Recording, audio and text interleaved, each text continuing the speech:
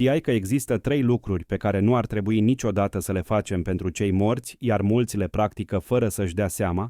Dar Biblia ne învață că aceste acțiuni nu îi plac lui Dumnezeu și ne pot îndepărta de adevărul său. Primul este să încercăm să vorbim sau să invocăm morții. În Deuteronom, Dumnezeu interzice orice formă de contact cu ei, iar adevărul este clar: nu asculți de cei decedați, ci o minciună a vrăjmașului care caută să te înșele și să te îndepărteze de calea credinței. Al doilea este să ne rugăm pentru mântuirea celor care au plecat deja.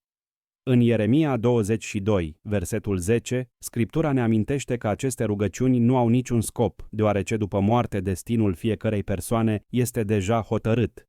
Nici o rugăminte nu poate schimba judecata dreaptă a lui Dumnezeu. Al treilea este să oficiem liturghii, rugăciuni sau ritualuri pentru a elibera un suflet sau pentru a-i asigura mântuirea. În Corinteni 9:4 ni se arată că șansa de a fi mântuiți există doar cât timp avem viață. După moarte nu mai există o a doua șansă. Așadar, în loc să ne punem credința în practici omenești fără temelie, să ne concentrăm pe a trăi potrivit voii lui Dumnezeu. Cât timp suntem aici, acum este vremea să-L căutăm, să ne pocăim și să ne asigurăm mântuirea în Hristos. Scrie amin dacă crezi în adevărul cuvântului lui Dumnezeu.